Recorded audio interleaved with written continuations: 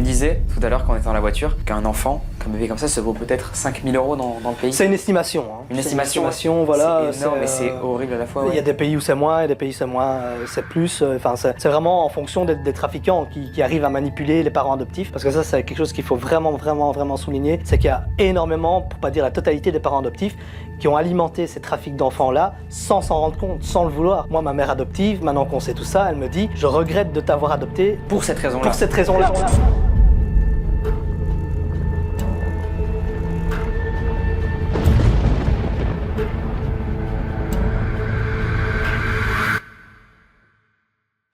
Bonjour à tous, j'espère que vous allez bien. Aujourd'hui, on reçoit Prad, qui a vécu une histoire assez triste, horrible. Voilà, ce sont deux termes qui peuvent vraiment décrire ton histoire, finalement. Tu étais victime de trafic d'enfants, voilà, au Sri Lanka. Tu as été stocké quand tu avais 2 mois dans une ferme de bébés, voilà, comme on appelle ça. Tu nous raconteras évidemment ce que c'est, parce que les gens, voilà, quand on dit ça, on ne sait pas trop ce que ça veut dire. Mais vous allez voir, c'est assez glauque. Tu as subi plusieurs traumatismes. Il y a ton adoption au Sri Lanka qui était donc illégale, en allant jusqu'à faire des tentatives de suicide, comme tu m'as raconté voilà, sur WhatsApp quand on a échangé ensemble. On va revenir, voilà, Prad, si tu le veux bien, sur toute ta vie. On va parler de ton enfance, de ton quotidien aussi, de ta phase aussi quand tu étais en hôpital psychiatrique. On va aussi voir ensemble comment tu as fait pour retrouver ta mère biologique après 40 années où tu ne savais pas en fait finalement où elle était. L'histoire est assez folle, vous verrez. Enfin bref, j'espère que vous allez aimer. En tout cas voilà, n'hésitez pas à venir sur Instagram pour me contacter si vous avez vécu comme Prad une histoire assez particulière, assez étonnante ou glauque. Pourquoi pas aussi me raconter ça par mail. Voilà, il y a aussi ce moyen de communication que je vous mets à disposition pour venir me raconter votre histoire. Prad, merci d'avoir accepté cette interview. Ça me fait hyper plaisir. T'es à l'aise là, c'est bon? Ouais, super. Nickel. Merci beaucoup de m'avoir invité, Léo. Incroyable.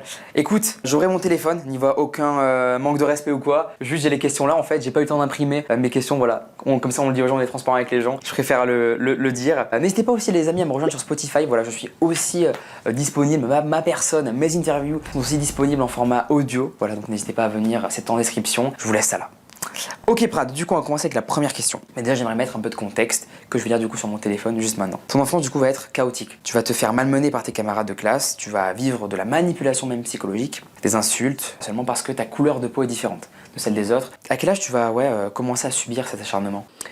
Ça a réellement commencé en Belgique, on dit la deuxième primaire, je sais pas trop à quoi ça correspond chez vous. Deuxième primaire, je sais pas du tout. En Belgique, c'est quand t'as quel âge? J'avais 7 ans. Ah ouais, donc ouais, mais nous c'est la primaire, c'est ça, ouais. Voilà. C'est la primaire, ouais. Ok. Donc ça a commencé plus ou moins à ce moment-là. C'était un petit peu du racisme. Bon, il y avait des remarques racistes évidemment, mais aussi de par le fait que j'étais la seule personne de couleur de ma classe, et pour pas dire de mon école. Donc c'était un peu compliqué pour moi de pouvoir me défendre, de trouver quelqu'un, des alliés en fait, qui pouvait me soutenir ou me défendre. Donc c'était plus compliqué à ce niveau-là. Voilà, j'étais le plus petit, le plus mince. J'étais une proie facile, si tu veux. Donc c'est ça qui a beaucoup joué en ma défaveur. Et alors ce qui faisait aussi, c'est que le fait que j'ai été adopté, et c'est quelque chose qui faisait énormément rire les gens autour de moi. Voilà, moi j'ai mes origines sri-lankaises, j'étais donc petit, basané, tout mince, et mon père adoptif, lui, c'est une machine. Il est grand, costaud, 94, 100 kg de muscle, voilà, c'est vraiment, il a rien à voir physiquement, biologiquement avec moi, c'est vraiment le jour et la nuit. Et donc du coup, forcément déjà quand on me voyait arriver avec mon père adoptif, on se demandait, il y avait ce gros écart de physique qui était perturbant pour les gens et qui en profitaient pour se moquer et des choses comme ça, quoi. Donc voilà, j'ai vécu pas mal d'humiliation, d'insultes, de manipulation, et tout ça amplifié par le fait que j'ai été adopté, quoi. Ok. Est-ce que les profs ils vont dire quelque chose sur ça? Est-ce qu'ils vont te défendre? Est-ce qu'ils vont voir que tu te fais harceler, que tu subis du racisme en fait par tes camarades de classe? Oui, certains professeurs vont le voir, vont faire des petites remarques de rappel à l'ordre à ces jeunes-là, mais sans plus, parce que la majorité du temps, quand je me faisais malmener, c'était dans des coins, c'était dans des... En cachet, quoi. En cachette, voilà, c'était toujours en cachette. On avait un grand espace vert dans l'école où j'étais avant, et c'était derrière des buissons, c'était des choses comme ça. Donc c'était toujours...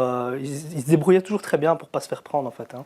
Tu te souviens des phrases? Est-ce qu'il y a des phrases qui t'ont marqué? Voilà, des insultes, des faits vraiment marquants sur ce harcèlement, quoi? Alors, bah, il y en a une que j'ai ressortie, pas pour donner un exemple, hein, parce que j'en ai eu vraiment, j'en aurais des centaines à te citer, mais il y en a une qui m'avait vraiment marqué quand j'étais petit. C'était bah, ta mère biologique, enfin, sachant que j'étais adopté, il me disait ta mère biologique a pas voulu de toi, donc au final, qui voudrait de toi, quoi. Et t'as rien à foutre ici, tu serais mieux ce serait mieux si t'étais resté chez toi. Et voilà, donc voilà, encore une fois, c'est purement du racisme. Alors, c'est pas une thématique qui est nouvelle. Hein, tout le monde on le sait tous, tous. racisme, mais encore une fois, c'était décuplé et amplifié par le fait que, en tant qu'adopté, bah voilà, tu te demandes ce que tu as fait pour mériter ça, et alors, bah, où sont mes références parentales pour pouvoir me soutenir et me dire, bah voilà, tu as cette couleur de peau là parce que nous, on est comme ça aussi, et tu dois en être fier, tu dois être toute cette discussion là et toute cette ce discours-là, je n'ai pas pu l'avoir évidemment avec mes parents adoptifs. Qui plus est, c'est important de le souligner, c'est que moi, de mon point de vue d'enfant à ce moment-là, comme je te disais, 7 ans, ça a duré jusqu'à mes 12 ans plus ou moins, dans ma tête d'enfant, j'avais vraiment cette peur que mes parents regrettent de m'avoir adopté à cause de ça s'ils apprenaient ce qui m'arrivait. C'est-à-dire que je l'aurais toujours caché. Que tu devais harceler. Et voilà, ce que j'ai vécu comme sévices, que ce soit corporel ou moral, ils ne l'ont appris qu'à mes 18 ans. Et alors ils sont tombés de haut, quoi. Ils sont vraiment tombés de haut et ils ont dit mais c'est pas possible, tu racontes n'importe quoi, on aurait remarqué quelque chose. Et en fait pas du tout, parce que j'ai vraiment j'étais un maître c'est ça, pour cacher ce que je subissais, parce que j'avais vraiment cette crainte qu'ils regrettent de m'avoir adopté, quoi. Mais tes parents ils t'auraient aidé, tu penses pas que... Avec du recul, je me rends compte que c'était un peu ridicule, parce que évidemment qu'ils m'auraient soutenu, ils auraient été voir la direction, ils auraient été voir les professeurs. Mon père, il a ce tempérament-là. En plus, il aurait vraiment tout retourné quelque chose pour arrêter ça, combattre cette injustice. Mais moi, je ne le voyais pas comme ça quand j'étais gamin, quoi. C'est à quel âge que tu vas comprendre que t'es adopté? Oh, très tôt. Tes parents vont... Ouais, très tôt. Ils m'ont jamais caché. Et puis de toute façon, la différence physique faisait que oui, je suis d'accord, très rapidement, je me suis rendu compte qu'il y avait quelque chose qui n'allait pas. Oui, je suis d'accord. Mais ouais, tes parents vont te le dire, enfin, vont t'expliquer un petit peu. Ouais, donc ils n'ont jamais eu de filtre par rapport à ça. Ça n'a jamais été un sujet tabou. Ils m'ont directement dit d'où je venais, ce qui s'était passé, ce qu'on pensait qui s'était passé avec ma mère biologique, à savoir, ben voilà, ta mère biologique vivait dans la pauvreté. Elle a certainement dû te mettre à l'adoption pour te permettre d'avoir une vie meilleure. Ok, tu as toujours eu l'amour de tes parents, ça tu me l'as dit sur WhatsApp quand on a échangé ensemble. Tu n'as jamais manqué de rien, niveau matériel, voilà. Comment tu décrirais la relation que tu as aujourd'hui avec tes parents? Beaucoup plus saine et facile que quand j'étais enfant et adolescent. Parce que en tant qu'adopté, quand on est enfant, on a toujours cette sensation de devoir quelque chose à tes parents adoptifs. Parce qu'on se rend compte, on nous dit tellement, t'as de la chance d'être ici, t'as de la chance de ne pas avoir vécu au Sri Lanka, dans la pauvreté, dans la misère, etc. Que nous, on met cette situation-là comme une certaine forme d'Eldorado, de rêve, voilà. Et donc, on a même si les parents adoptifs ne le font pas ressentir, nous en tant qu'enfants adoptés, on a vraiment cette sensation de devoir quelque chose à nos parents, de faire une espèce de retour sur investissement, si je peux le dire. C'est très barbare par rapport à ce qu'on va dire à aborder comme sujet par la suite, mais c'est vraiment ça. Dans l'esprit, c'est vraiment ça. Justifier le fait qu'on a été adopté par de la réussite, en fait. Ouais, comme si tu leur devais un truc, en fait, tu dois faire 10 fois plus qu'une personne qui n'aurait pas été adoptée, en fait. C'est un peu ça que tu voyais. Ouais. Ok, ça marche. Prad, du coup, tu vas décrocher scolairement. Tu vas aussi te droguer. Voilà, tu vas fumer des cigarettes, comme tu me l'as expliqué. Tu vas aussi arrêter d'aller en cours. Et tu vas, du coup, après ça, développer de la dépression et plusieurs troubles mentaux. Quel événement va déclencher tout ça? Est-ce que tu pourrais me l'expliquer, me raconter un peu cette période de ta vie qui est quand même une période importante et hyper sombre, quoi? En fait, ce qui va déclencher ça, il y a plusieurs facteurs. Mais dans l'immédiat, ce qui a déclenché ça, c'est que les personnes qui me malmenaient ont tout simplement quitté ma vie. Donc mon école, ils ont été virés, ils ont été mutés ailleurs. Du coup, ils sont carrément partis ils se sont fait virer par l'établissement. Oui, certains, parce que tu t'es plaint, en fait, c'est ça? Non, parce qu'ils faisaient les cons, tout simplement. Ah, je pensais que c'était du coup toi qui t'étais... non, c'était pas parce que tu disais du coup que t'en avais pas parlé à personne, en fait, de ça. Non, je me suis dit, ça veut dire du coup que t'en as parlé. Non. D'accord, ok, autant pour moi, j'ai pas compris. Je vais peut-être reformuler alors pour que ce soit plus clair. Non, c'est parce que moi j'avais compris ça du coup, mais c'est pas grave, non. Mais si tu l'as compris, c'est que les autres l'ont compris aussi. Oui, non, mais je pense qu'ils l'ont compris, t'inquiète. Mais ok, d'accord, donc. Et là, du coup, t'étais pas censé aller mieux, du coup, comme ils sont plus. Voilà, donc en gros, ils sont partis et comme je disais, soit parce qu'ils ont trop fait les cons, ils se sont fait virer, ou alors tout simplement qu'ils ont changé d'établissement. Et alors, oui, c'est vrai que dans les faits, on pourrait se dire, génial, ta vie recommence, t'es enfin libre, etc. Et en fait, moi, pas du tout. Ça m'a vraiment fait un déclic dans ma tête où je me suis senti trop libre d'un coup. Et là, jusqu'à là, non seulement, je subissais tout ça, mais scolairement, j'étais irréprochable. Donc j'avais vraiment des super bons points à l'école, etc. J'étais vraiment très, très scolaire, très comme un enfant modèle, entre guillemets. Et ce surplus de liberté en une fois, ça m'a vraiment fait un déclic, mais dans le mauvais sens. Donc j'ai commencé effectivement à sécher les cours, j'ai commencé à fumer des cigarettes tout seul dans mon coin, etc. Mes premières cigarettes, toujours tout seul, j'ai jamais fait partie d'une bande. Je me suis vraiment isolé du monde par rapport à ça. Mes points évidemment en scolarité, ça a été la chute libre. Et ça a été effectivement la descente aux enfers par rapport à ça. Et c'est ça qui a déclenché des grosses remises en question aussi au niveau de mon identité. Comment ces problèmes ils vont impacter ta vie quotidienne et ton bien-être général? Alors en fait, ça va évidemment impacter, comme je le disais, ma scolarité, puisque je suis passé de ma 2e secondaire tout juste en 3e secondaire.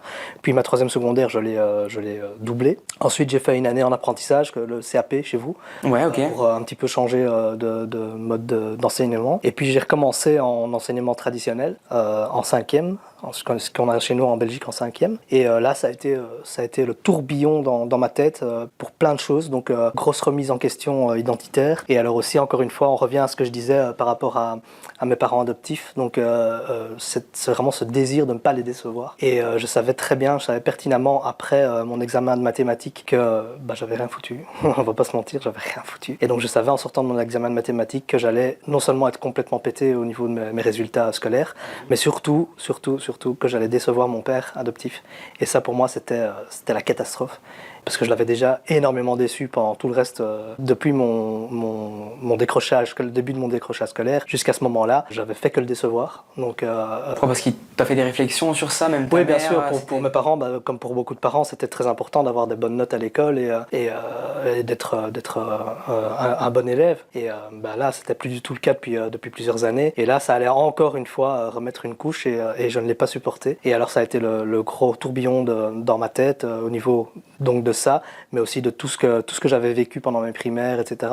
Il y a tout qui remontait à la surface. Et alors, des grosses questions identitaires par rapport à mon adoption. Depuis tout à l'heure, tu parles beaucoup de questions identitaires, de remise en question, etc. Est-ce que tu peux nous expliquer un petit peu ça? Parce que pour les gens qui ne comprendraient pas, c'est quoi concrètement une remise en question d'identité, quoi? Alors en fait, il y a plusieurs dimensions à ce problème identitaire. Pour donner un exemple, c'est le gros manque de repères. On a un gros manque de repères dans le sens où, quand on a un parent biologique, si papa, je donne un exemple, papa est menuisier, maman est secrétaire, on n'a pas forcément envie d'être menuisier ou secrétaire, mais on sait, au fond de nous, inconsciemment même parfois, qu'avec des efforts ou quoi, on a peut-être ça en nous, on pourrait devenir comme papa ou devenir comme maman, On n'a pas l'envie. Même si on n'a pas l'envie. Que là, quand on est adopté, on n'a aucun repère au niveau des parents. Donc je ne sais pas du tout ce que mon père biologique faisait dans la vie, ni ma mère biologique. Et donc du coup, je ne sais pas du tout pourquoi moi, je pourrais être fait non plus.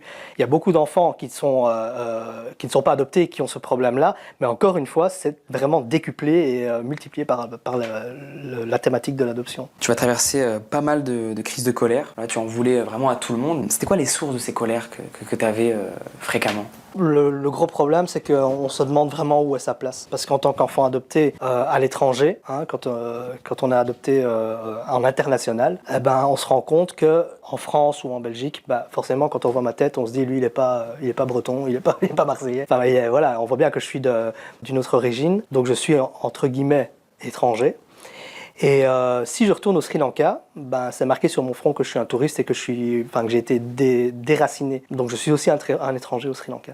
Donc ouais, tu voyais ta maison nulle part en fait. Voilà, c'est ça, on est un étranger partout où on va. Et ça fait beaucoup dans la crise identitaire également aussi. La psychiatrie du coup va jouer un rôle important dans ta vie, comme tu vas y passer pas mal de temps, pour régler tes problèmes de santé mentale. Ça va être quoi ton expérience là-bas? Est-ce que tu as des anecdotes par rapport à ça? Est-ce que tu te souviens de bons moments ou mauvais moments? Alors, évidemment, il y a eu plus de mauvais que de bons. Mais déjà, comment j'y suis arrivé? Comment tu y arrives? Exactement, ouais. Le gros problème, c'est que c'est après ce fameux examen de mathématiques le 10 décembre 2001. Là, d'un coup, ils vont se dire, il est vieux en fait.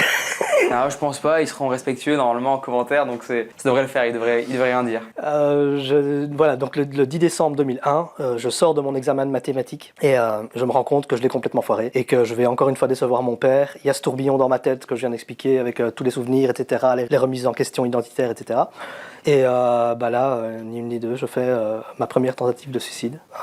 Gros bad mood, vraiment. Et je me réveille aux urgences de l'hôpital de la région où j'étais à ce moment-là.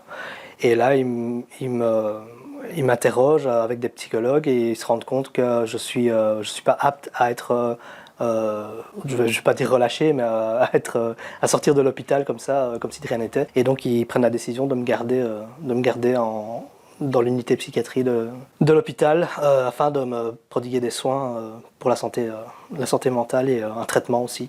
Est-ce que tu vas vivre des expériences un petit peu qui t'ont marqué en psychiatrie? Parce que là, tu nous as raconté du coup comment t'es venu en psychiatrie. Est-ce que tu te souviens d'anecdotes un petit peu qui t'ont marqué, quoi? Ben oui, dans le sens où mon séjour en psychiatrie a été fait en 2 phases. Donc la première phase, j'étais dans le secteur psychiatrie d'un hôpital général. Le gros problème de ces secteurs-là à cette époque-là, c'est qu'on était tous mélangés. Donc moi j'étais le plus jeune, j'avais 18 ans à ce moment-là, je venais d'avoir 18 ans. Et je me retrouve dans un milieu fait de dépressifs et de drogués et d'alcooliques et enfin voilà. Il y avait même une dame, je me rappelle bien, elle avait la gale, donc elle était en quarantaine dans sa chambre. Et tout ça juste dans le secteur psychiatrie, quoi. Alors pour moi c'était très compliqué parce que mon voisin de chambre en plus il se droguait, mais là c'était pas des gens, c'était de la drogue dure. Ça a été très compliqué parce que moi à 18 ans,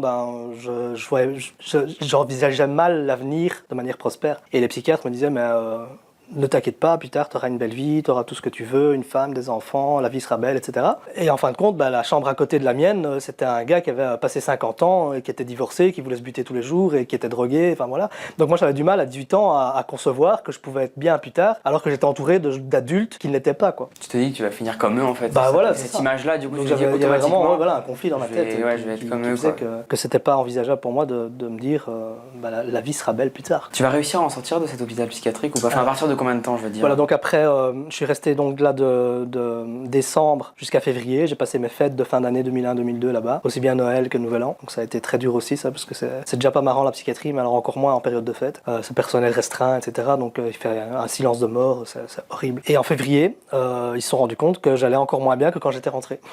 Comment ils ont remarqué ça?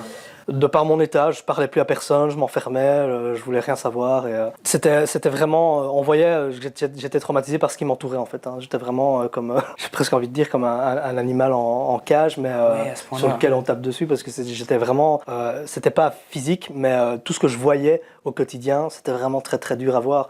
Des personnes qui faisaient des tentatives de suicide, des personnes qui parfois, le soir on leur parlait, et puis le lendemain matin, on passait devant leur chambre, le lit était fait, on dit mais où est-ce qu'il est? Ah il a été muté ailleurs, ou il est carrément mort, ou voilà. Donc c'est quand même très difficile. En plus à ton âge, t'étais hyper jeune, quoi, c'est ça? Oui, et puis j'étais très jeune. Donc c'était vraiment pas évident, et donc c'est ça qu'au mois de février, j'allais encore moins bien, et ils ont décidé de me transférer dans un autre établissement psychiatrique. Enfin, là c'était un hôpital, et là ils vont me transférer dans un établissement psychiatrique, vraiment. Ah ok, d'accord. Et là c'était beaucoup mieux structuré.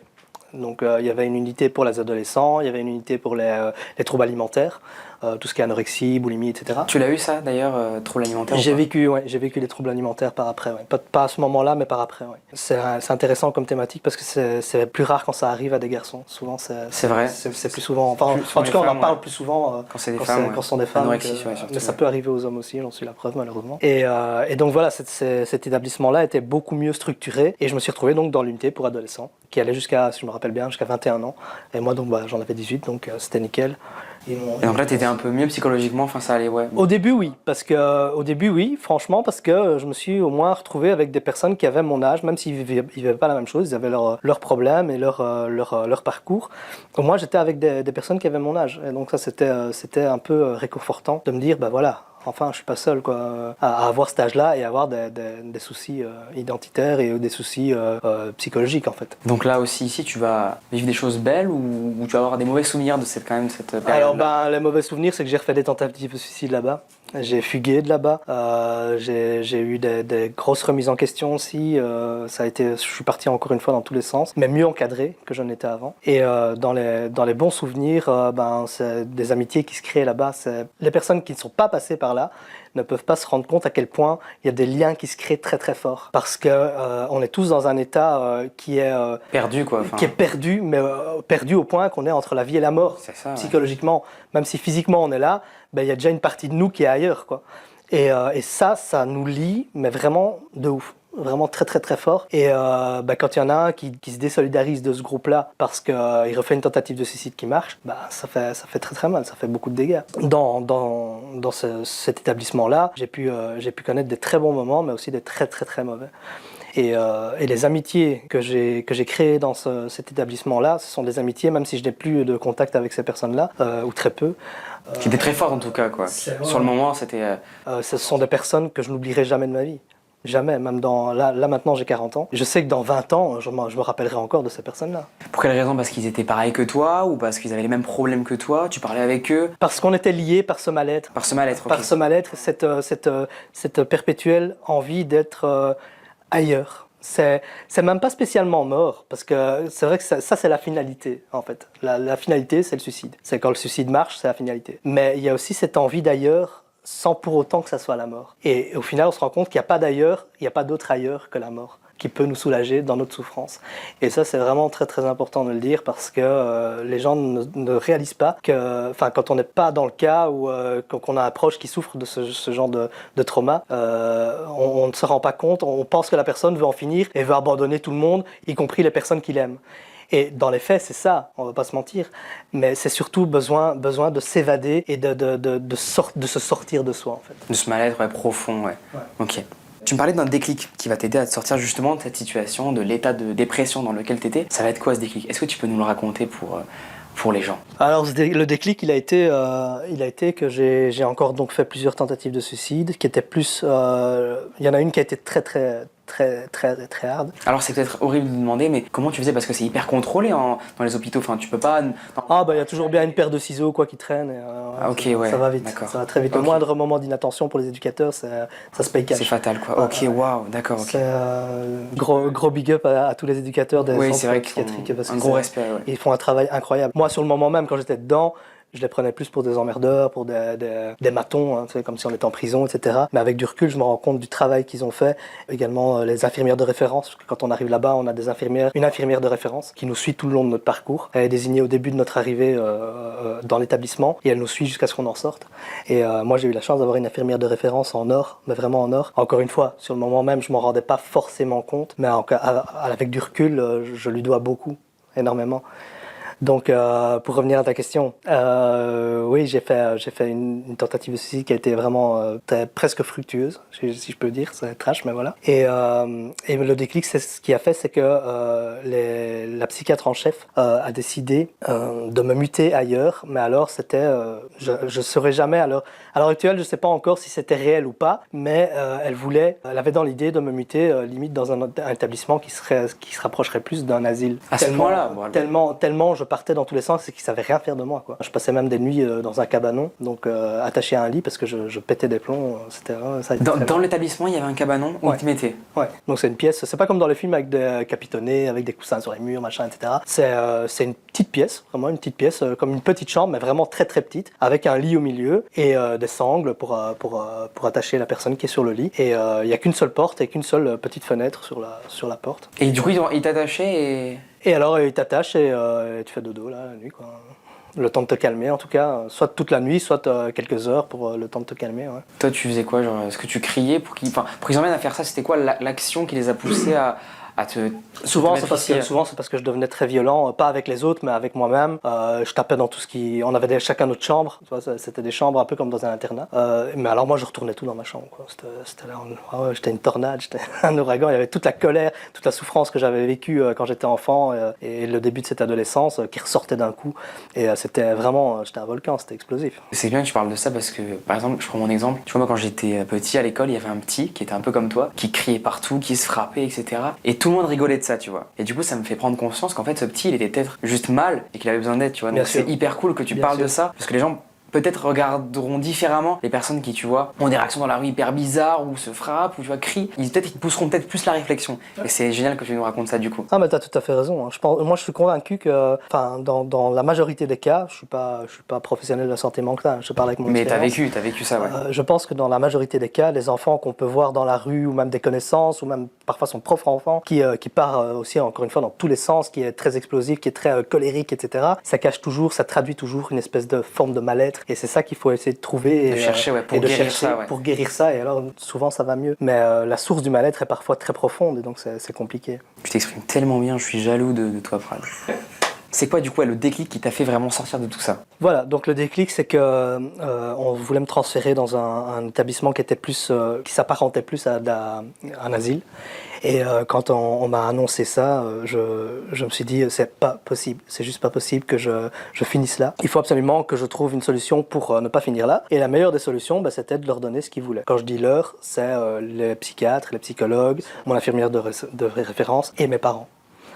Donc ce que j'ai fait, c'est qu'on avait des entretiens familiaux, une fois toutes les 2 semaines, je ne sais plus très bien à quel intervalle. Et j'avais pour l'entretien suivant, qui suivait cette annonce-là, j'avais écrit de ma plus belle plume 2 pages d'un texte où j'expliquais tout ce qu'ils avaient besoin d'entendre.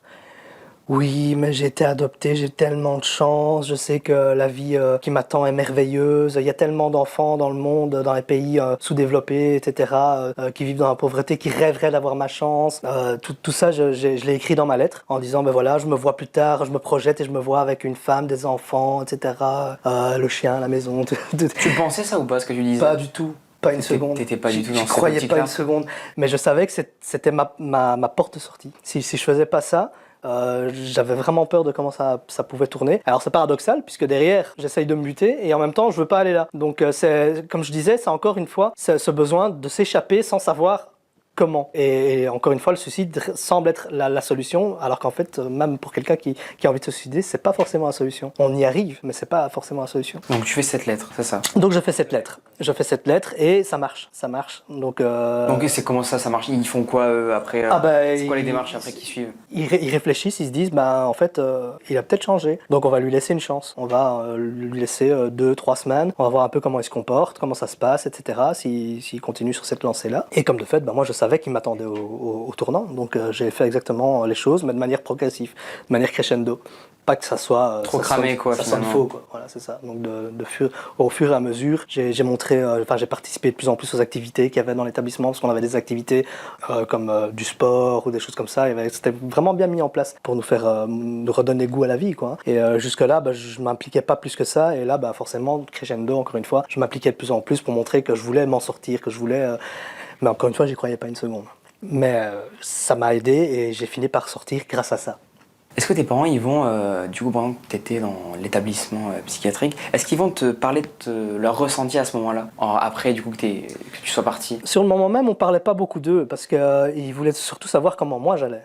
Ils voulaient savoir comment tu te sens, parce que pour eux, ça a été extrêmement difficile. C'est pour ça, ouais. Il n'y avait pas encore l'Internet comme maintenant, il n'y avait pas encore les réseaux sociaux, c'était que les prémices de tout ça. Donc eux, ils avaient ils avaient leur téléphone. Et ils savaient que leur téléphone pouvait sonner à n'importe quel moment à la maison en leur disant, voilà, votre fils a encore fait une tentative de suicide qui a marché cette fois-ci. Donc eux, ils étaient juste en stress H24, ça a été une période horrible pour eux. Moi, de mon côté, égoïste, je ne me rendais pas du tout compte de ça, quoi. J'étais dans mon truc et comme tu disais, j'en voulais à la terre entière. Et donc je voyais que mes parents n'étaient pas bien, mais égoïstement, je n'en tenais pas compte. Je pensais vulgairement qu'à ma gueule. Donc voilà, c'est trash, mais c'est comme ça. Et maintenant, encore une fois, avec du recul, d'autant plus que je suis papa maintenant, je me rends compte à quel point je les ai fait souffrir. Alors, sur un an où je suis resté en psychiatrie là, plus ou moins un an, eux, ils ont pris 10 ans d'âge, quoi. Ça a été vraiment très très dur pour eux. Après ça, du coup, est-ce que tu vas reprendre tes études ou pas? Tu vas faire un des métiers Voilà, donc moi je suis sorti de là et alors je me suis dit, bon, Prad, tu vas pas mieux. Philippe, du coup. Philippe. Ça, faut le dire aussi. Voilà. T'as 2, du coup, prénoms, ouais. Philippe et Prad. Ça, c'est encore un des gros problèmes identitaires quand on est adopté. C'est qu'on a un prénom qui a été donné, qui figure sur nos documents adoptifs, qui est normalement celui qui a été donné par nos parents biologiques. Donc Prad. Et enfin, la totalité c'est Pradip, mais bon, soit. Pradip? Ouais, Pradip. J'avais l'habitude de m'appeler Prad.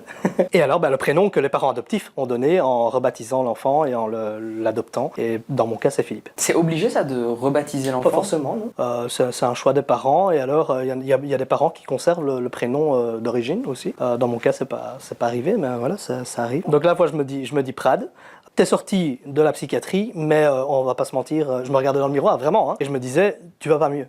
Donc en gros, c'est une forme de retour casse-départ. Qu'est-ce que tu fais? Est-ce que tu continues de faire le con, ou est-ce que tu prends vraiment ta vie en main, comme tu l'as fait croire sur tes récits, tes beaux récits sur en entretien familiaux?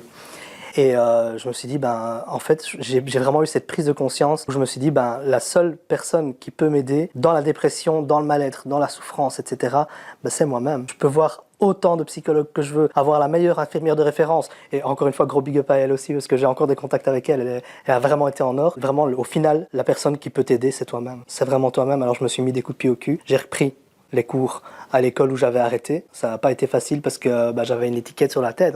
On me disait, c'est celui qui a fait cette tentative de suicide. En plus, il paraît qu'il est passé en psychiatrie, c'est un malade et tout. Mais j'en avais rien à foutre. Je me suis dit, tant pis, tape dedans, la tête dans le guidon, c'est pas grave. Et j'ai réussi ma 5e. Je suis passé en 6e, donc la dernière, la réto, ce qu'on appelle un réto chez nous. Et j'ai réussi ma réto et la vie a continué. Et j'ai transformé en fait, en mettant ces fameux coups de pied au cul tout seul, j'ai transformé toute cette souffrance, toute cette haine, toute cette rage en force. Et je me suis dit au final, mais comment tu peux avancer avec ce bagage de haine et de rage que tu traînes derrière toi? C'est vraiment un poids, c'est comme des valises énormes. Et tu les tires derrière toi, mais au final, oui, t'avances, mais tellement lentement qu'à un moment tu t'arrêtes et c'est pas possible. Donc il faut te délester de ça, ou alors les transformer pour pouvoir aller de l'avant. Et c'est le message que je fais passer aussi, c'est qu'il faut pouvoir se donner les moyens de transformer toute cette souffrance-là en force, en fait, pour avancer. C'est une forme d'intelligence de fou, vraiment, d'avoir ce déclic et de vraiment, tu vois, se remettre directement en question parce que beaucoup auraient, ce serait malheureusement donné la mort définitivement, quoi, c'est ça. Ouais, même ce qui est important aussi, c'est, tu vois, ça m'a marqué et ça me fait un peu de la peine de constater ça. Les personnes qui te jugeaient sans te connaître, sans connaître ton histoire, mais ça c'est un grand sans classique de la société actuelle, ça. Ouais, c'est dommage en vrai. Il faudrait vraiment dire ça aux gens qu'ils arrêtent de juger, tu vois, sans connaître l'histoire, tu vois, parce qu'imagine, je trouve ça horrible quoi, de faire ça, quoi, tu vois, c'est terrible. Ça, comme je le dis, c'est un grand classique de la société actuelle, c'est juger sans savoir. En 2019, tu vas participer à une émission télévisée dans laquelle tu vas faire la rencontre d'une femme du coup qui est sri-lankaise, comme tu me l'as expliqué. Alors moi je connais déjà l'histoire, donc voilà, je pense que c'est mieux que tu la racontes parce que tu vas beaucoup mieux l'exprimer que moi. Est-ce que tu peux nous raconter cette rencontre qui va un peu finalement changer ta vie, quoi, qui va t'amener à retrouver ta mère biologique? Oui, en 2019, je tombe sur un reportage de Céline Bress, pour ne pas la citer, qui est devenue une amie maintenant. C'est une Sri-Lankaise adoptée qui faisait des recherches pour retrouver sa famille biologique. Et dans ses recherches, elle s'est rendue compte que elle était issue d'un trafic d'enfants, de par des incohérences sur ses documents d'adoption, de par plusieurs choses qui l'ont amenée à découvrir, en allant sur place aussi, au Sri Lanka, qu'elle était issue donc de trafic d'enfants et qu'elle n'avait pas été mise à l'adoption, mais qu'elle avait été qu'elle était passée par les trafics d'enfants, quoi. Tu as découvert à un moment donné, lors de tes recherches sur tes parents biologiques, des incohérences dans les papiers d'adoption, c'est ça? Oui. Quelles étaient ces incohérences, voilà, et comment tu pourrais, comment elles ont influencé finalement ta quête pour retrouver ta mère? Quand j'ai rencontré Céline, moi directement j'ai essayé de la retrouver sur Facebook, ça a été très vite, donc merci les réseaux sociaux. Ça fait partie des bons aspects des réseaux sociaux aussi, il faut pouvoir le souligner. Et je l'ai contactée, je lui ai demandé de regarder un petit peu mes documents d'adoption et de m'aiguiller un petit peu, me dire un petit peu si moi aussi je faisais partie de ce réseau-là de trafic d'enfants. Et malheureusement, elle s'est rendue compte qu'effectivement il y avait beaucoup d'incohérences, il y avait des adresses qui ne tenaient pas la route, il y avait des dates qui ne tenaient pas la route, il y avait plusieurs choses qui étaient vraiment trop louches que pour que ça soit fait de manière légale. Et par après, j'ai pas via elle, mais via d'autres personnes, d'autres contacts, je me suis aussi rendu compte que les cachets des personnes de l'administration, etc., qui avaient acté mes documents d'adoption, c'était des personnes qui étaient impliquées aussi dans les trafics d'enfants. Donc là, j'avais plus de doute, il n'y avait plus de doute possible. Donc ça a été pour moi un gros déclic où je me suis dit, encore une fois, identitairement, ça change toute la donne. Parce que je pensais à ce moment-là que j'avais été volé à ma mère biologique. Parce que c'est souvent ce qui se passe là-bas, c'est que les enfants sont volés à la naissance aux mères biologiques. Et je me suis dit, si c'est ce qui m'est arrivé, ça change absolument tout. Parce qu'on passe de ta mère t'a mis à l'adoption pour ton bien, pour que tu aies une belle vie, etc., que tu sois pas dans la misère, à, en fait, elle voulait pas du tout te mettre à l'adoption, on t'a pris à elle, et ça tombe, elle se m'en doutait, quoi. Donc, encore une fois, identitairement, ça change absolument tout. Donc là, encore, gros chamboulement dans ma tête en 2019, mais contrôlé cette fois-ci.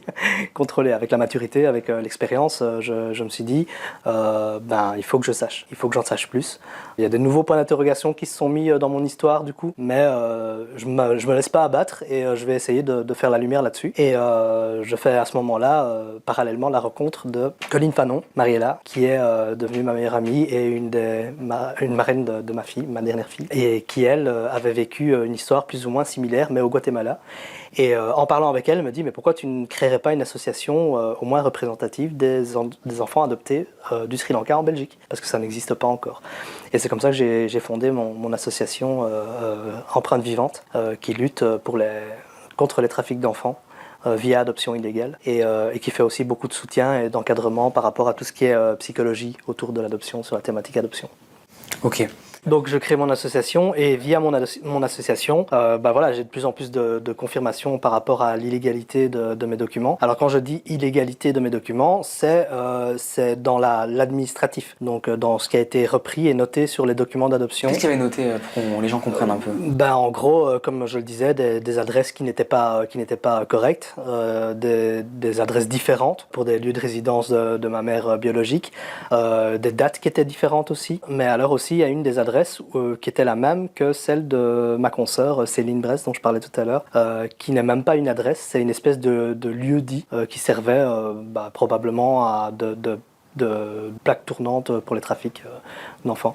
Maintenant, il faut savoir aussi que l'hôpital dans lequel je suis né et qui figure sur mes documents d'adoption est un hôpital qui est tristement connu pour ces trafics-là, quoi. Donc ça, c'était une grosse piste aussi. Et donc très rapidement, je me rends compte en aidant d'autres adoptés et en essayant de trouver des pistes pour moi aussi, je me rends compte que depuis la Belgique, c'est très compliqué d'en savoir plus et de faire la lumière sur tout ça.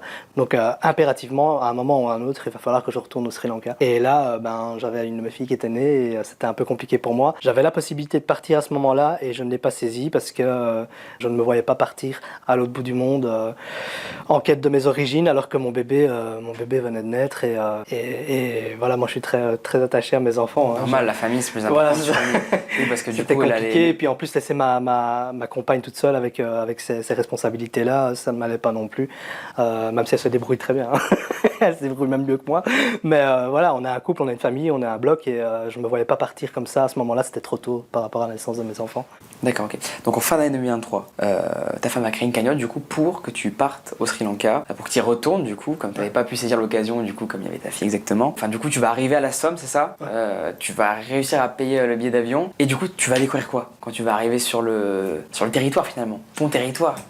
C'était un gros bouleversement pour moi parce que déjà cette cagnotte elle n'était pas prévue. Tu l'as découverte comme ça? Elle l'a pas fait dans mon dos, hein. Elle m'avait tenu informé. Par contre, j'ai deux paramètres, c'est que le 1 elle l'a faite parce que elle se rendait compte que moi j'en avais vraiment vraiment besoin. Alors que là je m'étais un peu perdu par rapport à ça. Je m'étais vraiment impliqué dans ma vie de famille, mais aussi dans tout ce qui tournait autour de moi, mon boulot, etc. Et donc j'avais mis ça un petit peu de côté, même s'il y avait vraiment un manque en moi qui se décuplait de jour en jour.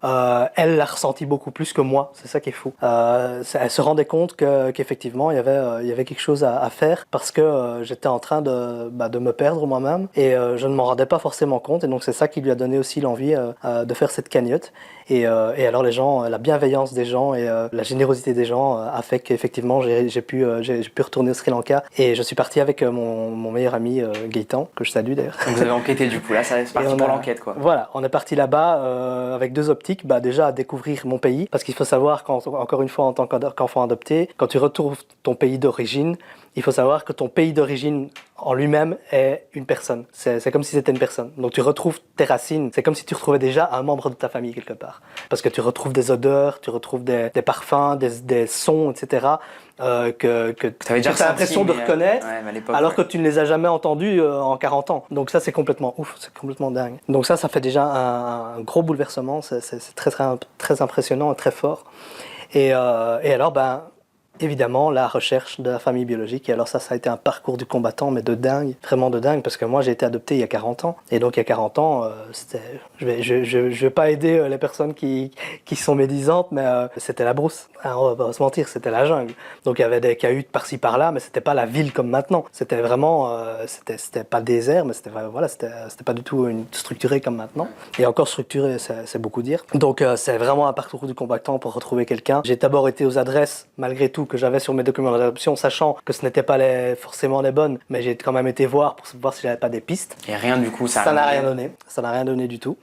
Et alors, je me suis dit, je vais retourner à l'hôpital où je suis né. Donc là, il y a des archives par rapport aux naissances, le registre des naissances. Et j'aurais peut-être plus d'infos en consultant les archives. Ça, c'était ma consoeur Céline qui m'avait conseillé de le faire, fortement conseillé de le faire. Donc je me rends à l'hôpital. Déjà, face à l'hôpital, je fais une photo, parce que moi, à l'hôpital, j'avais vu que sur Google avant. Donc je fais une photo de l'hôpital, et là, il y a un garde armé qui vient me demander ce que je fais. Il me demande de supprimer ma photo, quoi. Donc là, directement... Parce que le bâtiment était surveillé par des gens armés. Donc directement, là, j'ai compris qu'il y avait quelque chose qui tournait pas rond. Soit j'étais pas là pour me prendre la tête, je dis voilà, je dis ok, ça va, j'efface. Et alors, grâce à un contact dans l'hôpital, on a pu avoir accès aux archives avec la signature du directeur de l'hôpital. Fou, ça. Parce que sans ça, on n'avait accès à rien du tout. Donc c'était un coup de bol qu'il soit là ce jour-là. Il a signé mes papiers et alors j'ai pu consulter les archives. Et dans les archives, j'ai découvert plein d'éléments que je n'avais pas. Donc j'ai trouvé le nom de mon père biologique, le nom de ma mère biologique, celui-là, c'était peut-être la seule chose qui était correcte par rapport à mes documents d'adoption. C'était le même nom. Mon jour de naissance, ça c'était le même aussi, heureusement. J'ai mon poids de naissance, je faisais 2,4 kg. Et alors, une adresse. Alors ça, c'était le jackpot. Alors là, Du coup, tu t'es rendu directement après Ah ouais, non, c'était une adresse que j'avais jamais vue avant. Et je me dis, bingo, ça y est, c'est la bonne adresse. Cette fois-ci, je vais me rendre là-bas. Et voilà. Et là, je vais me rendre là-bas et je vais trouver ma mère biologique, quoi. Donc, on remballe tout, merci beaucoup, etc. Et on repart, on prend le premier. Là-bas, ce sont des tuk-tuk au Sri Lanka. Ok. Ceux qui ont déjà voyagé là-bas, c'est des petites motos à 3 roues avec des trucs derrière. Et on prend le premier tuk-tuk et on se barre à l'adresse, en donnant l'adresse qu'on venait d'obtenir. Et alors, sur place, on a du mal à trouver la maison, mais vraiment beaucoup de mal. On a été aidés par des locaux qui se demandaient un peu, ils nous voyaient tourner, et ils nous ont aidés vraiment dans la bienveillance totale, mais vraiment ils ont été incroyables. Ils nous ont suivis toute la journée sans rien demander. Ils nous ont vraiment encouragés, ils posaient des questions pour nous parce qu'ils traduisaient, ils parlaient un petit peu anglais mais pas beaucoup. Par contre, ils parlaient vraiment la langue du pays, le singalais au Sri Lanka, et donc ils faisaient vraiment un travail de traduction pour essayer de savoir où pouvait se trouver la maison de ma mère, parce que rien que trouver la maison, ils n'arrivaient pas à la trouver, quoi. C'est pas comme chez nous où on te dit voilà, c'est rue du Bois numéro 24, voilà, tu vas au numéro 24 rue du Bois dans telle commune, telle localité. Là-bas tout est mélangé. À un moment, j'ai filmé quand j'étais là-bas, t'as un numéro 548 d'un côté et en face t'as le numéro 37, quoi. Ouais, donc c'est un truc de fou, quoi. Ça part dans tous les sens. Donc c'est l'enfer pour trouver une baraque là-bas, et pour finir on l'a trouvé. Et en arrivant à la maison, on voit un homme qui est en train de travailler, je pense que c'était dans l'aluminium, il travaillait chez lui, et il vient à notre rencontre et il dit qu'est-ce que vous voulez? Ça, je dis voilà, c'est l'adresse de ma mère biologique ici. Est-ce que vous la connaissez? Alors je donne le nom, je dis est-ce que vous connaissez cette personne-là qui vit normalement dans votre maison? T'avais peur là ou pas? T'as été stressé? C'était pas l'émotion? Ouais, mais mon cœur il à 200 à l'heure, quoi. Et donc le gars il me dit moi je vis ici depuis 10 ans. Alors là j'ai très peur, parce que je me dis s'il vit là depuis 10 ans, c'est peut-être que ma mère biologique est décédée. Ouais, c'est décédé. Parce que là-bas l'espérance de vie c'est pas la même que chez nous. Ouais, j'imagine. Comme c'est un pays pauvre, c'est ça, c'est qui est très pauvre, non? Voilà, donc en fait il y a presque plus de classe moyenne, quoi, hein. C'est soit très très riche, soit très pauvre. Il y a encore un petit peu de classe moyenne, mais beaucoup moins que chez nous. Même au niveau des soins, ça doit pas être l'accès aux soins de santé, tout ça, c'est compliqué. Donc là j'ai peur, mais il me dit je sais. Et ça m'a rassuré. Il me dit, je sais qu'avant moi, il y avait une dame qui vivait et qui a déménagé. Donc elle est pas morte.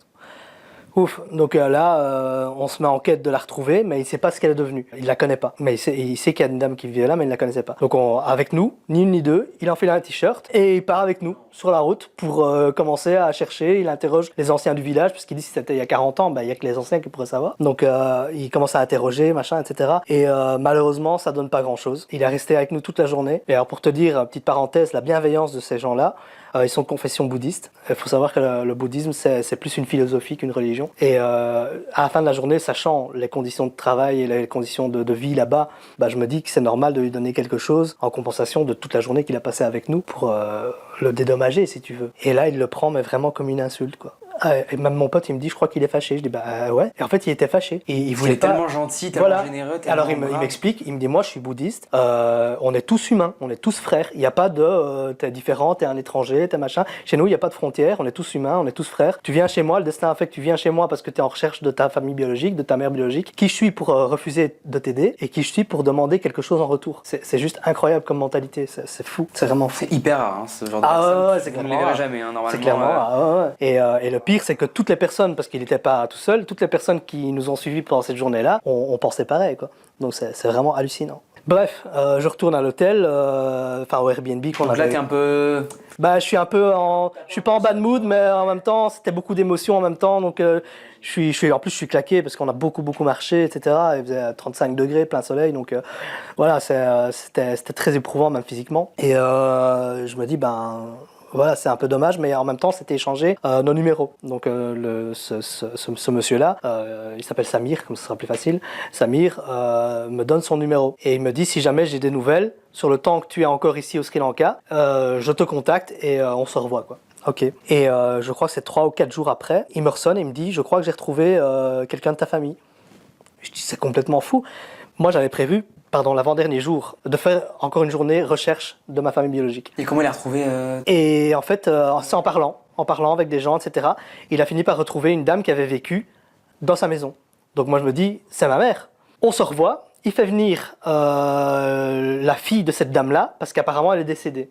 Mais je me dis, au pire, je rencontre une de mes sœurs. Et il me dit viens à telle heure et moi je ferai venir cette dame-là et vous allez pouvoir parler, échanger et on en saura un peu plus. Et alors on se retrouve chez lui avec cette dame-là en face de moi, complètement fou. Qui te ressemble Elle me ressemble pas.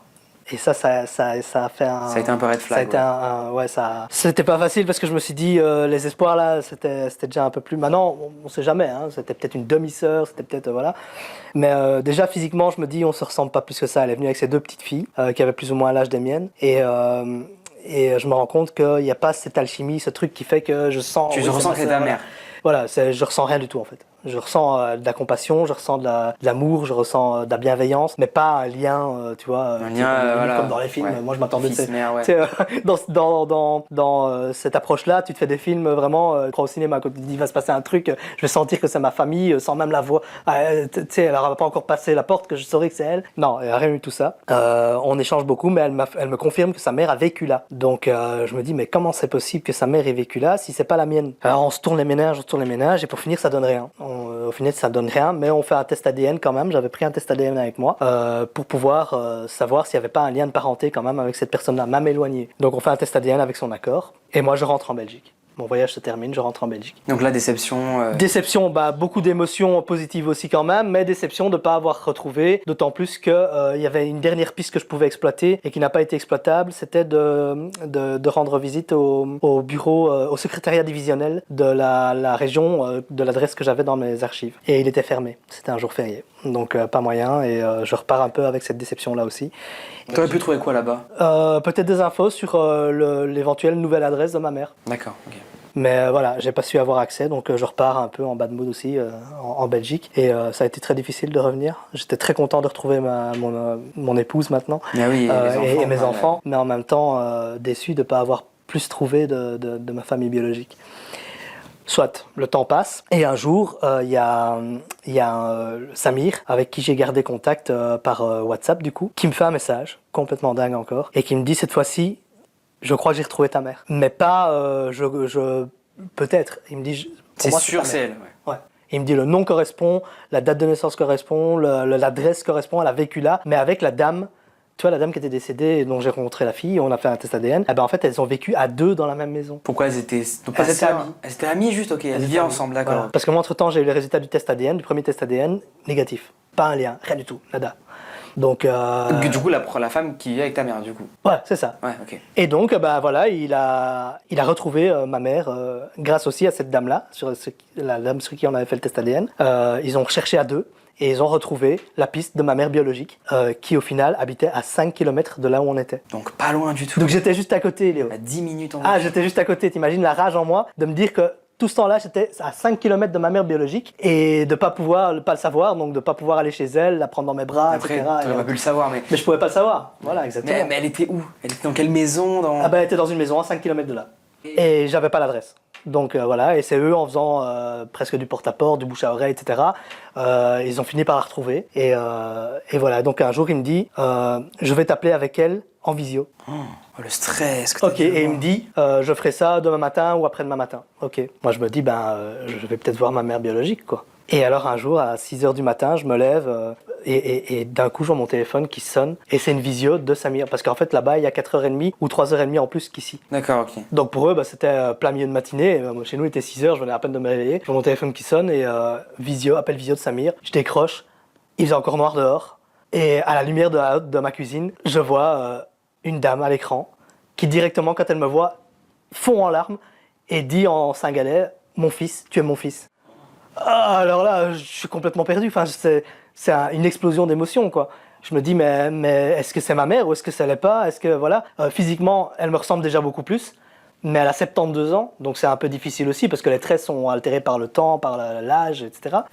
Mais il y a quand même plus de similitudes physiques qu'avec la première dame que j'avais vue, qui pouvait potentiellement être ma sœur ou ma demi-sœur. Et là, Samir est avec, donc du coup, puisque c'est lui qui appelle avec son téléphone, et il traduit, parce que lui, il parle vraiment bien anglais. Et il traduit et il m'explique tout ce qu'elle a fait, etc. Donc là, j'en apprends plus sur mon histoire. Sur ton père, du coup, qui est décédé, c'est ça? Voilà, donc c'est ça. Moi, je garde des distances quand même par rapport à tout ça parce que je voulais absolument faire un test ADN. Alors, ça peut paraître un petit peu choquant, je sais pas, parce que si les gens pourraient se dire, si l'adresse correspond, si le nom correspond à la date de naissance, etc., correspondent, il n'y a pas de raison que ça soit pas ta mère. Mais malheureusement, on connaît des cas de personnes qui arrivent à falsifier des documents ou à même se faire passer pour des parents biologiques et pour soutirer de l'argent. Et donc, Toi, tu voulais une preuve scientifique. voilà, à tout parce ça. que moi j'ai une connaissance qui s'est attachée vraiment très fort à une famille là-bas au Sri Lanka et s'est rendu compte que c'était pas du après tout ses test parents ADN en biologiques. disant tiens, je vais faire un test ADN pour confirmer, mais bon, on sait bien que c'est mes parents. Et là, bam, coup de massue. Et ils lui ont demandé de l'argent ou pas, ces personnes? Ouais. En disant, en jouant la carte du c'est bien, nous on est pauvres, toi t'es bien, on a besoin de sous pour ça, machin, je t'es malade. Et en même temps, c'est horrible parce qu'ils Voilà. ils ont besoin d'argent en fait, c'est pour ça Voilà, que ça les pousse à faire ça. Entre quoi. guillemets, c'est légitime, horrible, c'est horrible, mais ouais. c'est de la manipulation psychologique poussée à l'extrême. Parce que là, si tu joues sur l'émotion d'une personne qui a carrément. perdu, qui est à la recherche de ses parents biologiques, c'est horrible. Mais c'est en même temps horrible aussi pour les personnes qui n'ont pas d'argent, quoi. Et donc, moi, du coup, je demande un test ADN, enfin, je demande si ce serait possible, parce que je peux pas imposer ça non plus. Ouais. Et là, directement partante. La dame là est complètement partante, elle dit oui bien sûr, sans aucun problème, donc via un contact sur place, on procède à un test ADN, et là, grosse attente quoi. Grosse attente parce que cette dame là m'explique, elle m'a mis au monde, 2 mois après mon père biologique est décédé d'une maladie, et c'est pour ça qu'elle m'a mis à l'adoption, parce qu'elle ne se sentait pas de m'élever toute seule. Elle me met à l'adoption et quelques jours après, elle décide de venir me revoir, non pas forcément pour me reprendre de l'adoption parce qu'elle aurait réfléchi ou quoi, mais tout simplement avoir de mes nouvelles. Et là, je suis déjà plus là. Donc à 2 mois, je suis déjà plus là. Et on lui dit, il a été adopté. Ce qui n'était pas vrai du tout. J'ai été adopté à 4 mois et demi. Et donc maintenant avec du recul encore une fois, on sait que c'est parce que je suis parti dans une ferme. Dans les trafics. Et donc forcément, par extension, éventuellement faire un bébé, etc. Parce qu'en fait, ce qui donne un indice par rapport à ça aussi, c'est que quand je suis né dans le registre national, registre des naissances, il est marqué que je pesais 2,4 kg. Et quand j'ai été adopté par mes parents adoptifs, je pesais 2,5 kg. Donc j'ai pris 100 grammes en 4 mois et demi. Et ça, c'est juste pas possible, quoi. C'est impossible, donc en fait, ils nourrissaient pas du tout, en fait, Voilà. J'étais mal nourri, mes parents, j'ai des photos de ça, de quand mes parents m'ont adopté. Je suis tout mince, j'ai la peau sur les os et je sais même pas porter ma tête. À 4 mois et demi, je sais pas porter ma tête elle part en arrière comme ça. L'horreur. Parce que j'ai pas de muscles, je suis pas développé correctement. Pas par malformation, mais par malnutrition. Et donc voilà. Ma mère m'explique tout ça par visio, encore une fois. Et pour moi, c'est un choc total. Un choc total. Ouais. C'est un choc total. Et alors, quand je dis grosse attente, c'est pourquoi? C'est parce que à ce moment-là, très rapidement, on fait un test ADN. Mais le test ADN, il doit être envoyé aux États-Unis et analysé. Donc là, c'est l'attente de dingue, Léo. C'est un truc de fou. T'imagines même pas ce qui s'est passé dans ma tête. T'as attendu combien de mois pour avoir le résultat? Les tests ont été faits le 9 mai et j'ai dû attendre en fin de compte, c'est pas si long que ça, c'est un mois, un peu plus d'un mois. Mais j'ai dû attendre aux alentours du 12 juin, donc très très récent, les résultats du test ADN qui étaient positifs. Tu m'as envoyé un message d'ailleurs, j'ai été choqué. Voilà, donc je me suis réveillé. Il y a ma fille qui s'est mise à pleurer, ma dernière, Ina, elle a 3 ans. Et elle s'est mise à pleurer à 4h du matin. Je l'ai consolée, je l'ai recouchée, elle s'est rendormie. Moi, évidemment, des yeux comme ça, je savais plus me rendormir. Donc, grosse erreur que tout le monde fait, aller sur son téléphone. Et qu'est-ce que je fais en allant sur mon téléphone? Qu'est-ce que je vois? Je vois un email. J'ai reçu un email de l'organisme qui analyse les tests ADN. Et là, je me rends compte que c'est positif. En fait, je clique directement dessus. Et là, je vois attention, vous avez un nouveau lien de parenté avec quelqu'un, de la base de données à croiser les données et les analyses. Et en fait, vous avez un nouveau membre de famille. Et le membre, c'est parent-enfant. Et là, tu réalises Et là, je réalise que, effectivement, voilà, c'est vraiment ma mère. c'est ta mère. Ouais, et je le réalisais déjà un petit peu avant, mais toujours en gardant une espèce de protection. Je me protégeais quand même encore un petit peu, parce que au final, en 40 ans, j'ai tellement souffert par rapport à cette thématique de l'adoption que je voulais pas encore être une fois encore plus déçu, quoi. Et donc, je gardais une certaine réserve au cas où. Et on sait jamais, imagine c'est peut-être faux, enfin, voilà, c'est ça. y a un bug, tu vois. Ouais, c'est ça. Et donc là, le bouclier, il explose et je laisse place à toutes les émotions. C'est juste incroyable parce que je me dis, ça y est, c'est ma mère, quoi. Je l'ai enfin retrouvée après 40 ans. Et du coup, je contacte ma demi-sœur parce que, oui, ce que j'ai pas dit, c'est que ma mère, après m'avoir mis à l'adoption, s'est remise avec quelqu'un et s'est mariée et a eu 2 filles qui sont donc mes demi-sœurs. Moi je dis que c'est mes sœurs mais ce sont mes demi-sœurs avec qui je suis en contact permanent. Et donc je les contacte en leur disant voilà, j'ai les résultats du test ADN et vous êtes vraiment ma famille. Maman est vraiment ma maman. On a une maman en commun, donc du coup, et c'est vraiment ma mère aussi, quoi. Donc tu es vraiment ma sœur. Et là, tout le monde pleure. Tout le monde en pleure. Visio, pas dans la vraie vie. Pas en visio, c'était par message là. Par message, ouais. Tout le monde est bouleversé. Et directement, elle va prévenir ma mère et elle lui dit. Et ma mère dit j'avais pas besoin de toute façon de ce test-là. Je savais que c'était mon fils parce qu'en plus. La première fois qu'on s'était vu en visio, Samir, je lui avais laissé des photos au cas où, puisque je savais qu'il allait peut-être refaire des recherches ou on ne sait jamais si quelqu'un l'aurait contacté. Je lui avais laissé des photos, il avait pris des photos avec son téléphone de mon passeport de l'époque d'il y a 40 ans. Et sur la photo de mon passeport, j'étais un bébé, le bébé qu'elle avait mis à l'adoption. Et donc forcément, c'est la dernière image qu'elle avait gardée dans sa mémoire, puisqu'elle ne m'a pas vu pendant 40 ans. La seule image qu'elle avait de moi, c'était cette photo-là. Et forcément, quand elle a vu la photo, directement elle a dit oui, c'est mon fils. Parce qu'une maman garde ça en mémoire. Tu peux pas l'oublier. Est-ce qu'elle était déjà au courant que tu été mis dans une ferme à bébés? Elle t'en a parlé ça ou pas? Alors, ça reste encore un petit peu. Parce que c'est tellement récent, c'est tellement récent que c'est pas encore des sujets qu'on a vraiment abordés. Surtout qu'il y a la barrière des langues. Samir, qui faisait la traduction, il n'est pas là tout le temps. Donc il y a beaucoup de fois où on se parle par Google interposé, Google Translate interposé. Les traductions sont pas toujours correctes, donc c'est parfois compliqué de communiquer. Et donc je crois que j'attends d'aller sur place pour parler de tout ça, parce que par message et même par visio, c'est tellement tendax comme sujet. C'est délicat. Et en même temps, je veux pas trop rentrer dans les détails non plus, parce que elle s'en veut énormément de m'avoir mis à l'adoption. Elle voit la vie que j'ai maintenant, que je suis bien, j'ai ma famille, mes enfants, etc. Donc elle est très fière de moi, elle me le dit souvent, qu'elle est très fière, qu'elle est contente pour moi. Mais en même temps, elle regrette de m'avoir mis à l'adoption parce qu'elle se rend compte qu'il lui a manqué quelque chose pendant 40 ans. Et c'est dans ce sens-là qu'elle regrette. D'accord. Okay.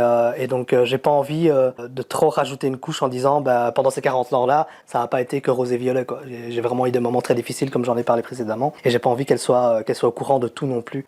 Ça pourrait lui faire du mal et j'ai pas envie de ça, quoi. Maintenant j'ai envie de profiter parce qu'elle a 72 ans, elle va en avoir 73 au mois de décembre. Et là-bas au Sri Lanka, c'est vieux. Et donc je touche du bois, elle va bien pour le moment, mais on sait jamais comment ça peut tourner. Et je veux vraiment profiter à fond de ma mère en oubliant le négatif, en fait, tout simplement. Dire voilà, maintenant je t'ai retrouvé. Oui, il y a un passé, on a tous un passé, mais maintenant que je t'ai retrouvé, je veux profiter à fond de toi et te prendre dans mes bras, regarder comment t'es. Alors c'est complètement fou parce que c'est ce que je disais à ma compagne. Quand je vais la voir en vrai, je vais l'analyser, mais vraiment comme si j'étais dans les experts ou quoi. Parce que moi j'ai jamais pu dire j'ai les oreilles de ma mère, j'ai les yeux de ma mère, j'ai les mains de mon père. J'ai jamais su dire tout ça parce que j'ai été adopté. Et que là, je vais voir ma mère biologique, donc je vais pouvoir voir si j'ai les mêmes traits de main, les mêmes traits de visage, les mêmes traits en vrai, quoi. Et pour moi, ça peut paraître débile pour plein de gens, mais pour moi, c'est hyper important, quoi. Incroyable. Ça va être vraiment un moment. Du coup, là, tu retournes quand pour la revoir? Alors, j'aimerais bien retourner avec mon épouse au Sri Lanka pour la retrouver ici fin juillet, mois d'août maximum. Vraiment, je veux pas perdre de temps parce que c'est trop fort, quoi. On fera un retour, comme ça on le dira aux gens. Avec plaisir. Comment ça s'est passé, etc. Avec plaisir, bien sûr. Un message WhatsApp, comme ça je mettrai le screen en story. Ça pourrait être cool pour bien informer les gens qui ont, je pense, kiffé ton histoire et suivi tous les détails. Ah oui, bien sûr. Normal. C'est normal. Tu as créé, comme on a parlé, du coup, une association pour lutter contre le trafic d'enfants. C'est quoi les prochains objectifs là que tu as envie de faire, les prochains projets en rapport avec la sauce? Là, on a fait beaucoup en peu de temps en Belgique par rapport à tout ça. Il y a une enquête parlementaire fédérale qui est en cours. Ok. C'est quoi ça pour expliquer aux gens? Parce Parce que moi, tu vois, je suis... En gros, ils vont mettre la loupe sur tout ce qui touche de près ou de loin les trafics d'enfants. On va aller investiguer aussi dans des pays qui sont concernés. On va voir un petit peu, consulter des archives, consulter plein de choses par rapport à ça. À noter que ça a été fait grâce à un député fédéral, Michel Demact en Belgique, qui a fait un travail incroyable par rapport à ça, et qui nous a défendu devant le Parlement fédéral et à la Chambre. Et c'est grâce à ça que cette enquête fédérale a pu être mise en place. On a l'ONU avec nous aussi, les Nations Unies, donc c'est vraiment une très très très grosse avancée. On a aussi la reconnaissance de statut de victime par le gouvernement belge et la reconnaissance, entre guillemets, des bavures du système belge pendant toutes les années concernées par les trafics d'enfants et les adoptions illégales, à savoir des documents qu'ils ont acceptés ici en Belgique et qui n'auraient pas dû. Enfin, il n'y a pas eu assez de contrôle sur tout ça. Alors, ce qui se passe souvent, je dis pas que c'est dans tous les cas, c'est un exemple que je vais donner, il ne faut pas faire une généralité, mais ce qui se passe, c'est que quand à l'époque, on revenait avec un enfant adopté avec des documents qui étaient incomplets ou qui semblaient falsifiés, souvent on fermait les yeux, que ce soit en Belgique ou même dans d'autres pays d'adoption, on fermait les yeux en se disant de toute façon l'enfant il sera mieux ici que dans son pays d'origine. On cherchait pas plus loin en fait, on cherchait pas... C'est un gros problème qu'on se prend souvent, nous les adoptés qui militons comme ça pour les droits des adoptés, on se prend souvent ça en pleine figure, c'est que les gens disent mais enfin t'es quand même mieux dans ton pays d'adoption, pourquoi tu commences à remuer tout ça, t'es pas encore content, tu vois, et ils comprennent pas que c'est un besoin vital de savoir d'où on vient pour savoir où on va. Et ils estiment, il y a beaucoup de gens qui estiment qu'on doit s'estimer chanceux de ce qui nous est arrivé et pas commencer à aller chercher plus loin, et voilà quoi. Au-delà de ça, tu peux peut-être sauver des bébés, parce que j'imagine que bien sûr, quand c'est un bébé, il y a eu forcément des bébés parce que qui les trafics, n'ont pas vu la suite de leur vie. Moi, je vais pas citer l'hôpital dans lequel je suis né, parce que voilà, ça reste un petit peu touchy. Mais quand j'ai été prendre le cachet, la signature du directeur de l'hôpital dans lequel je suis né pour pouvoir consulter les archives au Sri Lanka, les archives du registre de naissance, en face du bureau du directeur, qui était pourtant dans une aile administrative dans l'hôpital, donc complètement en dehors de tout ce qui est soins de santé, etc. Aile administrative, bureau du directeur. Je vais dans son bureau pour signer ce papier, pour lui faire signer ce papier et avoir son cachet. Et en face, dans le même couloir, en face de son bureau, il y a quoi ? Une pouponnière. Une pouponnière, donc à un endroit avec plein de landaux et plein de bébés dedans, en face du bureau du directeur. Alors moi, quand j'ai vu ça, Léo, sachant les combats que je mène par rapport à tout ce qui est trafic d'enfants, tout ça, je faisais des bonds de 3 mètres, j'avais la rage, mais tu peux même pas imaginer ce qui me traversait l'esprit. Mais je me suis dit, reste focus sur ton objectif, Prad, t'es là pour toi, pour une fois, t'es là pour toi. Donc reste calme, fais pas de scandale. Et en plus, il y a des gardes armés, tout le bazar, donc ça va aller très vite. Ça te servirait ta cause, ta première cause, quoi, voilà. Ton premier but, ouais. Donc je me dis, tais-toi, et voilà. Et t'as pas balancé après ? Non. Ouais, mais pourquoi tu l'as pas fait, ouais. Parce que je vais le faire maintenant. Tu vas le faire maintenant, là ? Je vais pas là maintenant dans l'immédiat, non. Mais après, c'est compliqué, hein. Tu me demandais mes projets, ça fait partie éventuellement trop bien. de ce que je vais. Donc t'as pu observer ça, t'as pas... Non, c'est compliqué parce que c'est très dangereux. Tu veux dire de porter plainte contre ces personnes-là ? Ah ouais, parce qu'il y a des personnes qui sont parfois concernées et qui sont très très très très haut placées. Ouais, c'est un business. C'est vraiment un business, le trafic d'enfants. Quand on dit trafic, c'est trafic comme pour tous les trafics, comme pour la coke, comme pour le rope. C'est des enfants, des bébés qui se sont vendent. des bébés.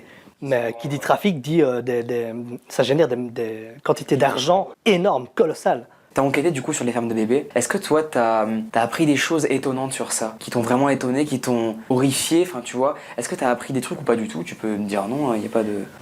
Ce que j'ai appris c'est le traumatisme des enfants qui vivent ça.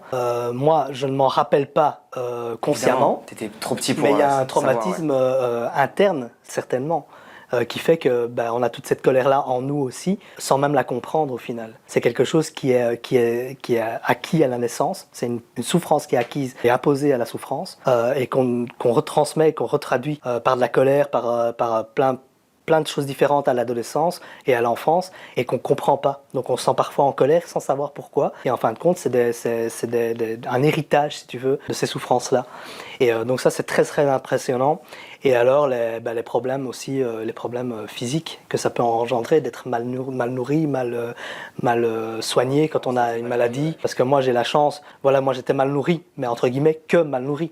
Quand je suis tombé par chance dans les bras de mes parents adoptifs qui ont été parmi les meilleurs, pour pas dire les meilleurs parents adoptifs que j'aurais pu rêver. Directement, je me suis remplumé. Ils m'ont donné à manger. Je tutais mes biberons, mais comme un fou. J'ai vraiment repris du poil de la bête en très peu de temps. Mais c'est tout. Donc, entre guillemets, j'avais juste ce problème-là de malnutrition. Mais il y a d'autres enfants qui ont des problèmes de vue. Il y a des enfants qui ont des problèmes d'ouïe, etc. dus à la mauvaise alimentation et au mauvais traitement qu'ils ont eu précédemment. Et ça, c'est dramatique. Parce qu'en fait, compte, les fermes à bébés sont des fermes où on stocke les enfants et les bébés comme de la marchandise. C'est vraiment ça, c'est de la marchandise. Ils sont entreposés comme ça et livrés limités à eux-mêmes. Avec des biberons, on a des images avec des bébés et des biberons à côté, mais des bébés qui ne savent même pas tenir un biberon en main. Donc à quel moment les trafiquants se disent « ouais, on leur laisse un biberon et il va se nourrir lui-même » quoi. C'est juste délirant, quoi.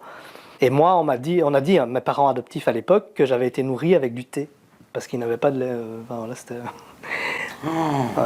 Et c'est pour ça que je pesais 2,5 kg à 4 mois et demi. J'ai un document d'un médecin du Sri Lanka qui atteste que je fais 2,5 kg et que je suis en bonne santé. Donc un faux médecin du coup. Alors qu'en fait pas du tout. J'étais pas à l'article de la mort mais quasiment quoi. Donc ouais, okay.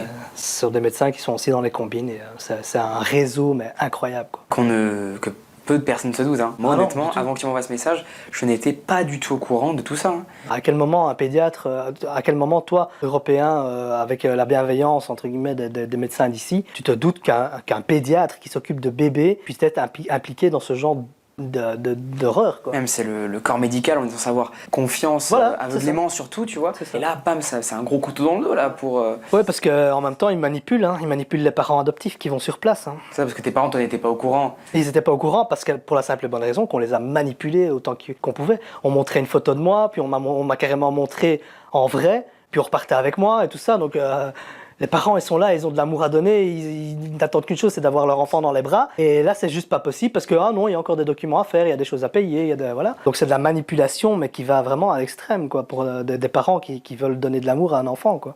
En plus, c'est tellement compliqué d'avoir un enfant, d'adopter un enfant. Donc c'est pour ça aussi que tes parents, ils étaient peut-être un peu pressés. Ils se sont dit, ok, cool, on a enfin le oui, voilà, parce bébé. qu'il y a une procédure derrière, quoi, une procédure qui fait que ouais, en Belgique, c'est long. Et puis au Sri Lanka, c'est très court, anormalement court, quoi, du coup.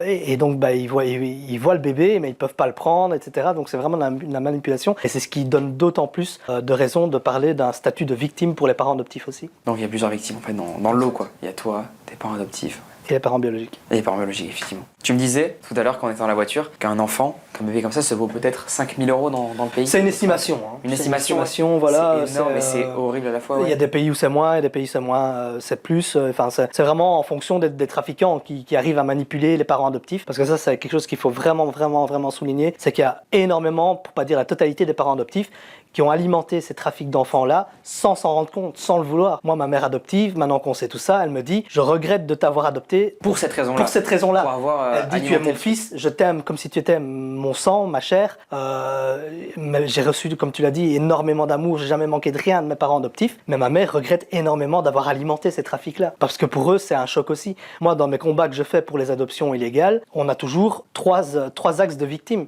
On a la famille biologique, à qui on a pris l'enfant, ou alors que l'enfant est tombé dans les trafics. Donc on se désaxe complètement de la volonté première, de ce que la mère veut faire, de la démarche première de la mère quand elle met son enfant à l'adoption. Donc on se désaxe complètement de ça. Il y a la deuxième victime, c'est l'adopté, en l'occurrence moi et plein d'autres adoptés. Et la troisième axe, ce sont les parents adoptifs, qui eux, au final, ont, comme je le disais, alimenté ces trafics-là sans le vouloir. Ils n'étaient pas au courant, en fait. Et voilà, à qui on a dit, tout se fait légalement, tout se fait dans les règles de l'art, et en fait, pas du tout, quoi. Donc c'est vraiment trois axes de victimes qui font trois dimensions de victimes qui sont vraiment distinctes mais réelles quoi. Tu considères quoi une personne qui a vécu les mêmes faits que toi, voilà aussi de la dépression etc, tous les troubles que tu as eu à cause voilà de ça, du fait que tu sois adopté, que tu te sentes pas comme les autres, voilà quel est le conseil que tu pourrais donner à ces personnes-là? Bah déjà de réaliser qu'ils sont pas seuls, que les réseaux sociaux, il y a beaucoup de mauvais mais il y a du bon aussi et dans le bon il y a justement la possibilité de rencontrer des gens virtuellement ou même parfois dans la vie réelle par après via des groupes comme mon association, comme des groupes de parole, etc., pour se rendre compte qu'on n'est pas seul dans cette thématique-là, dans cette problématique-là. Et parce que moi, c'est ce qui m'a beaucoup manqué à l'époque, quand j'avais 18 ans, c'est que j'étais seul et je connaissais pas d'autres Sri Lankais adoptés, donc c'était très compliqué de pouvoir en parler, de pouvoir communiquer là-dessus. Quand je voyais des psychologues, etc., je les voyais en train de prendre leurs notes et ils faisaient leur schéma qu'ils avaient appris à l'université, leur schéma psychologique, freudien, tout ça, ce bazar-là. Donc moi, ça m'aidait pas. J'avais besoin de parler à quelqu'un qui avait vécu la même chose que moi. C'est pour ça qu'actuellement, en tant qu'adulte adopté qui connaît tout ça, ça, avec tout mon bagage, je participe parfois à des réunions de parents adoptifs qui vivent ce que mes parents adoptifs ont vécu à l'époque. Donc ce sont des parents adoptifs qui ont un enfant adopté qui part dans tous les sens comme moi je l'ai fait à l'époque et qui sont complètement démunis, et ça leur fait un bien fou de voir que moi en tant qu'adulte j'ai pu m'en sortir et de leur apporter mon témoignage, quoi. Parce que ça leur donne de l'espoir que mes parents à moi adoptifs n'avaient pas à l'époque. Comment, quand on est parent adoptif, on peut aller dans ce genre de choses? C'est quoi, sur un site on s'inscrit pour faire ça? Voilà, il y a des groupes de parole, faut un petit peu creuser sur Internet. Malheureusement, j'ai pas les groupes de toutes les régions, de tous les pays. Oui, non, mais c'est pour savoir, c'est sur Internet que ça se fait, c'est des groupes de parole? Moi, j'ai été approché par Internet.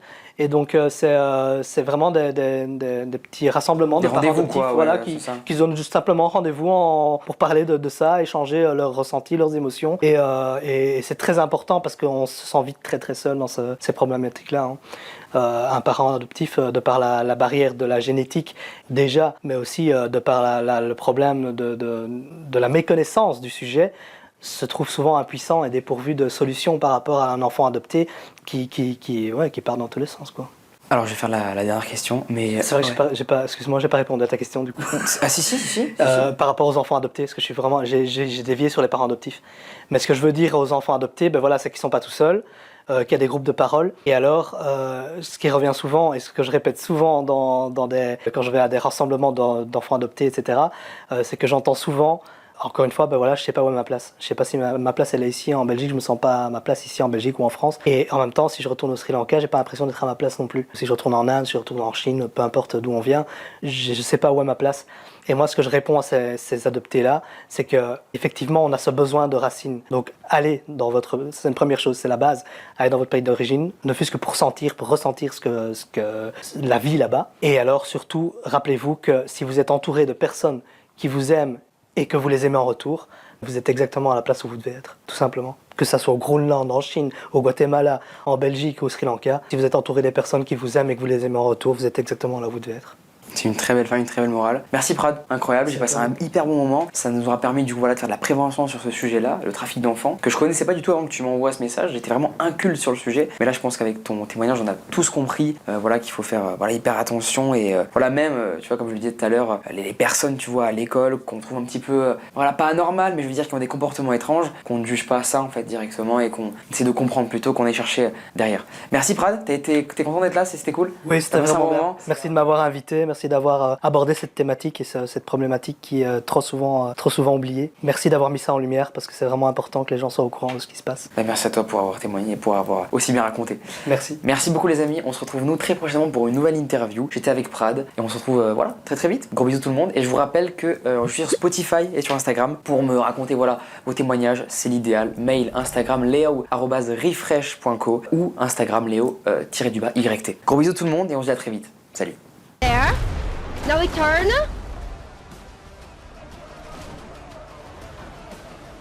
Hold on. Can almost use those again. Okay, here we go. Front cannons. Hold on.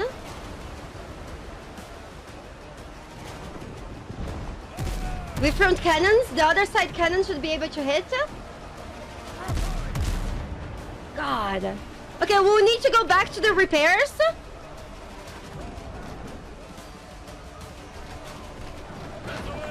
We repair the goddamn ship! Come. We go! Repair? Gun! Dude, their cannons are so much better than ours.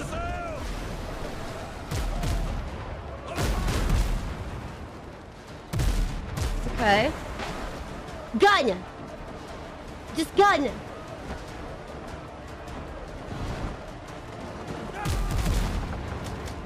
It's okay. Ah! Jesus Christ. We're done. We turn. We need to go more into the sea.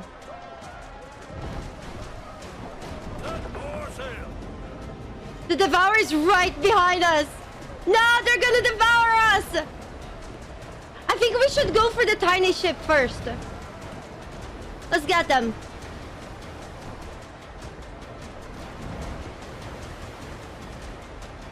Let's get the tiny ship.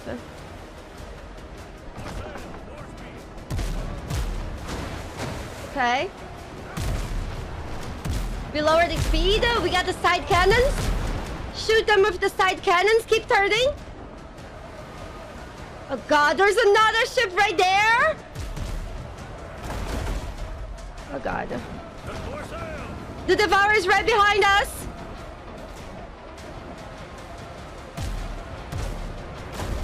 Jesus Christ. That was a good hit. We'll go for another good hit. And another. Let's go! High five! It's okay, we're surrounded by them though. We'll need to use our repair kit. It's okay, we go. God.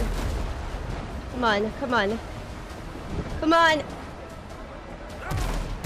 Shoot them!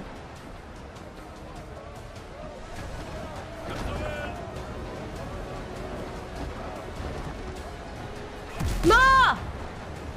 Shit, I missed that one. Should we go back repair our ship? Maybe we should. Nah. We got this. This Devourer has strong ass cannons. Yeah, no. We stay near the shore just in case we need to repair. We cannot go in between the ships because then they shoot us from both sides. And we're fucked. Wave the guns!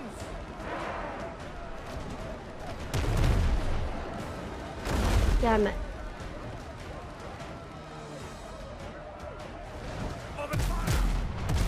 It's okay. That was a good hit. We might be able to hit them again. Oh god. It's okay. We could hit them. Ah! Shit! I missed the other shot! But it's okay, we can get